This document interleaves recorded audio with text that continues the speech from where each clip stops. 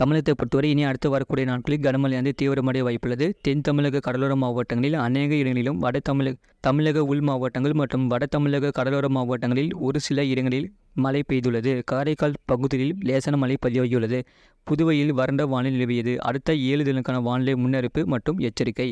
தென் தமிழக உள் மாவட்டங்கள் மற்றும் அதனை ஒட்டிய பகுதிகளில் மேல் ஒரு வளிமண்டல கீழடுக்கு சுழற்சி நிலவுகிறது. இதன் காரணமாக 19ஆம் தேதி தமிழகத்தில் பெரும்பாலான இடங்களிலும் புதுவை மற்றும் காரைக்கால் பகுதியிலும் இடி மின்னல் மற்றும் பலத்த காற்று மணிக்கு 30 முதல் 40 கிலோமீட்டர் வரை லேசான மழை முதல் மிதமான மழை பெய்யக்கூடும்.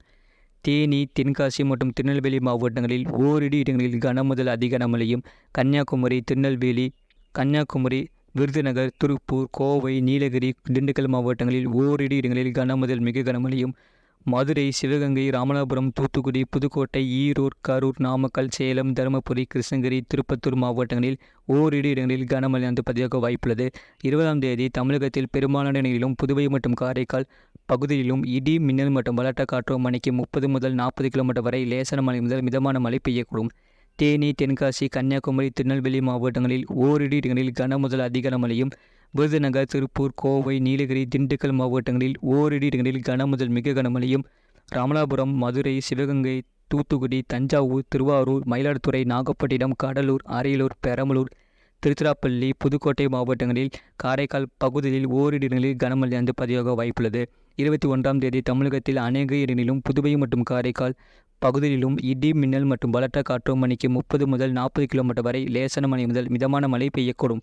கன்னியாகுமரி, திருநெல்வேலி, தென்காசி, தேனி மாவட்டங்களில் ஓரிரு இடங்களில் கனமுதல் அதிக கனமழையும், விருதுநகர், திண்டுக்கல், திருப்பூர், கோயம்புத்தூர், நீலகிரி மாவட்டங்களில் ஓரிரு இடங்களில் கனமுதல் மிக கனமழையும், மதுரை, சிவகங்கை, புதுக்கோட்டை, தஞ்சாவூர், திருவாரூர், மயிலாடுதுறை, நாகப்பட்டினம், திருச்சிராப்பள்ளி, பெரம்பலூர், அரியலூர், கடலூர், கள்ளக்குறிச்சி, விழுப்புரம், தூத்துக்குடி, ராமநாதபுரம் மாவட்டங்கள், புதுச்சேரி, காரைக்கால் பகுதிகளில் ஓரிரு இடங்களில் கனமழை பதிவாக வாய்ப்புள்ளது. 22ஆம் தேதி தமிழகத்தில் அநேக இடங்களிலும் புதுவை மற்றும் காரைக்கால் பகுதியிலும் இடி மின்னல் மற்றும் பலத்த காற்று மணிக்கு 30 முதல் 40 கிலோமீட்டர் வரை லேசான மழை முதல் மிதமான மழை பெய்யக்கூடும்.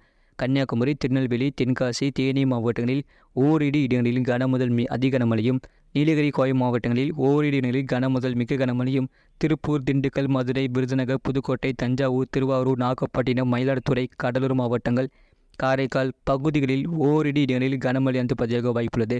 23ஆம் தேதி தமிழகத்தில் அநேக இடங்களிலும் புதுவை மற்றும் காரைக்கால் பகுதியிலும் இடி மின்னல் மற்றும் பலத்த காற்று மணிக்கு 30 முதல் 40 கிலோமீட்டர் வரை லேசான மழை முதல் மிதமான மழை பெய்யக்கூடும்.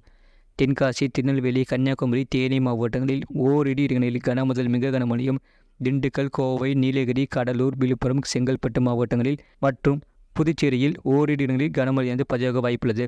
அடுத்த 5 தினங்களுக்கான அதிகபட்ச வெப்பநிலை 23ஆம் தேதி வரை தமிழகம், புதுவை மற்றும் காரைக்கால் பகுதிகளில் பொதுவாக இயல்பை விட குறைவாக இருக்கக்கூடும். சென்னை மற்றும் புறநகர் பகுதிகளுக்கான வானிலை முன்னறிப்பு. அடுத்த 24 மணி நேரத்தில் வானம் ஓரளவு மேகமூட்டத்துடன் காணப்படும்.